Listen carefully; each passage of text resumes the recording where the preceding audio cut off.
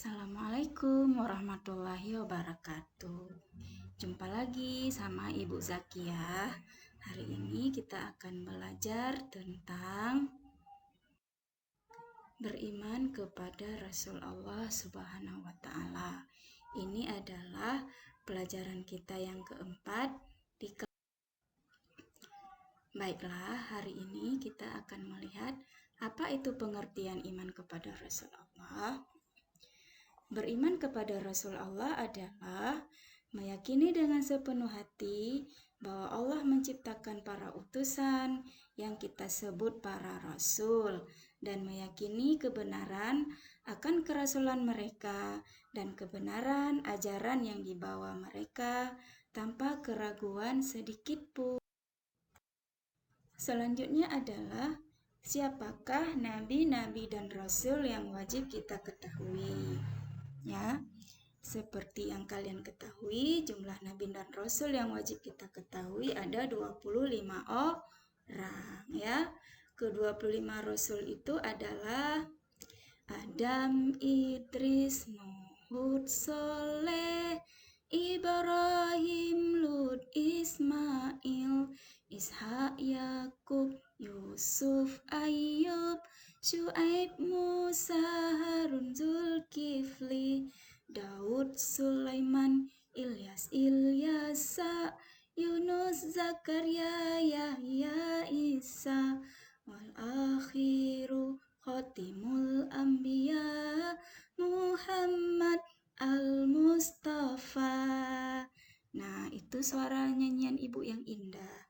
Nanti kalian juga ikut sifat-sifat Rasul Allah. Sifat Rasul Allah itu ada sifat wajib. Apa saja yang masuk di dalam sifat wajib? Sifat wajib yang pertama ada siddiq, artinya benar, jujur, murni. Yang kedua adalah sifat amanah. Amanah artinya dapat dipercaya. Yang ketiga sifat tabligh. Apa artinya? Tabligh artinya menyampaikan. Yang keempat fatanah. Fatanah artinya cerdas, pandai, pintar. Nah, jadi ini adalah sifat-sifat wajibnya Rasul. Rasul Allah ini wajib memiliki keempat sifat ini. Berikutnya adalah sifat yang mustahil pada Rasul. Kalau sifat wajibnya ada 4, maka sifat mustahilnya juga 4. Apa arti mustahil? Sifat mustahil adalah kebalikan dari sifat wajib. Jadi mustahil, sifat-sifat ini ada pada diri seorang Rasul. Apa yang pertama? Yaitu kizib. Kizib artinya berdusta atau berbohong. Tidak mungkin kan seorang rasul itu pendusta. Nah, yang kedua, khianat. Khianat itu artinya ingkar janji. Nah, apalagi ingkar janji, tidak mungkin juga seorang rasul itu berkhianat. Yang ketiga, kitman. Kitman itu artinya menyembunyikan. Seorang rasul mendapatkan wahyu dari Allah, pasti disampaikan kepada kita umatnya. Jadi, mustahil seorang rasul itu bersifat kitman. Yang terakhir adalah sifat baladah. Apa artinya? Baladah bodoh. Tidak mungkin rasul itu bodoh karena rasul itu pintar.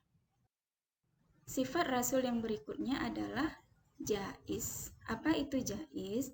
Jaiz artinya boleh, ya. Seorang rasul itu pada umumnya mereka adalah manusia biasa seperti kita. Mereka juga merasakan haus, lapar, sedih, gembira, ya. Mereka juga berkeluarga, memiliki anak, istri. Selanjutnya kita akan mengenal nama-nama nabi dan rasul yang ulul azmi. Masih ingat ada berapa anak-anak? Iya, betul sekali. Ada 5 ya. Yang pertama adalah Nabi Ibrahim alaihi salam. Kemudian ada Nabi Nuh alaihi salam. Selanjutnya Nabi Musa alaihi salam. Ada Nabi Isa alaihissalam dan Nabi kita yang mulia Muhammad sallallahu alaihi wasallam. Apa keistimewaan dari kelima rasul ini sehingga mereka dinamakan dengan nabi yang ulul azmi, ya. Jadi di antara rasul-rasul yang lain, mereka ini memiliki kelebihan. Apa kelebihannya? Kelebihan dari segi ujiannya, ya. Apa ujian Nabi Ibrahim? Nabi Ibrahim ini pernah dibakar dalam api yang sangat berkobar besar, ya. Apa yang terjadi dengan Nabi Ibrahim? Nabi Ibrahim selamat dari api tersebut. Kenapa? Tentunya karena kehendak Allah dan keimanan Nabi Ibrahim itu sendiri. Sedangkan Nabi Nuh, apa yang terjadi dengan Nabi Nuh? Nah, Nabi Nuh ini, umatnya Nabi Nuh, mereka tidak mau beriman kepada Nabi Nuh. Sehingga mengundang kemurkaan Nabi Nuh, dan Nabi Nuh berdoa kepada Allah, maka diturunkanlah sebuah bala, apa itu? Banjir bandang, ya, banjir yang sangat dahsyat, ya.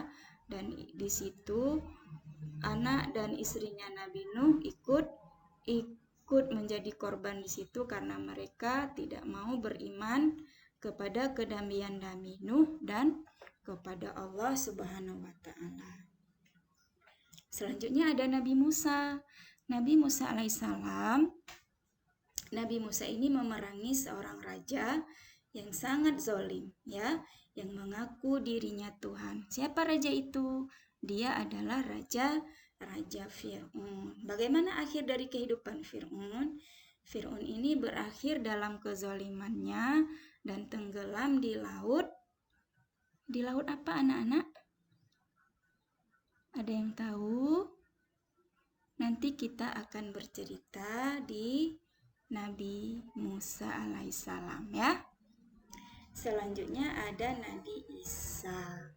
Nabi Isa ini siapa? Nabi Isa ini adalah putranya Maryam, ya. Nabi Isa ini terlahir tanpa seorang ayah.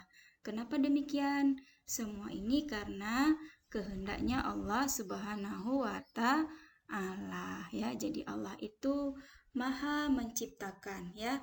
Allah cukup mengatakan kun fayakun, ya. Apa saja yang ingin Allah lakukan, maka Allah akan berkata kun, ya. Jadi, maka jadilah, ya, fayakun. Berikutnya Nabi Muhammad Sallallahu Alaihi Wasallam. Nah, ini adalah Nabi dan Rasul yang terakhir. Nabi Muhammad Sallallahu Alaihi Wasallam adalah Nabi dan Rasul yang terakhir yang membawa kita dari zaman jahiliyah ke zaman yang penuh dengan ilmu pengetahuan, ya. Dari zaman wanita tidak dihormati, wanita dibunuh, ya, ke zaman wanita yang penuh dengan martabat dan berpendidikan tinggi seperti kita rasakan sekarang.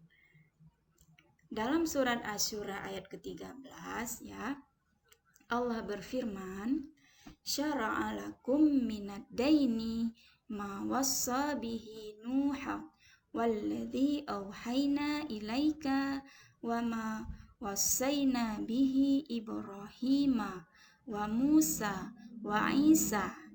Apa artinya?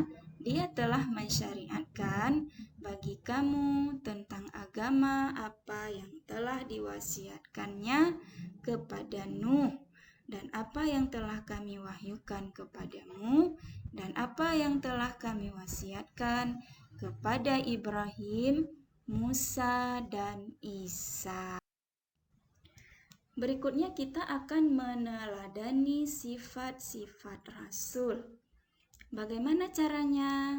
Yang pertama adalah kita menjunjung tinggi kejujuran dan amanah, ya.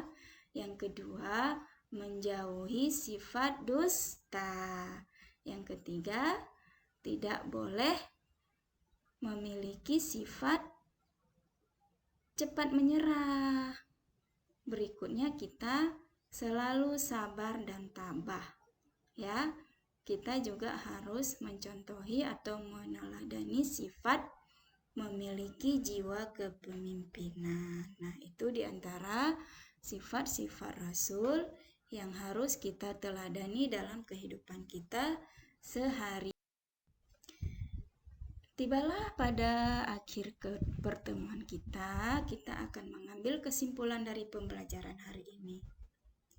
Kesimpulan yang pertama, beriman kepada Rasul-Rasul Allah hukumnya wajib, karena ini adalah pokok dari akidah Islam. Berikutnya, Rasul adalah pembawa amanah dari Allah untuk manusia. Rasul adalah suri tauladan kita yang utama.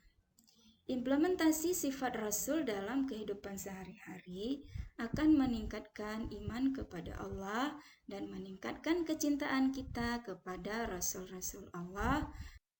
Nah, semoga kalian selalu rajin belajar dan bisa mengambil manfaat dari pembelajaran kita hari ini dengan meneladani dari sifat-sifat Rasul, ya. Kita sudahi pembelajaran hari ini. Semoga Allah memberkati kita dengan mengucapkan hamdallah. Alhamdulillahirabbil alamin. Assalamualaikum warahmatullahi wabarakatuh.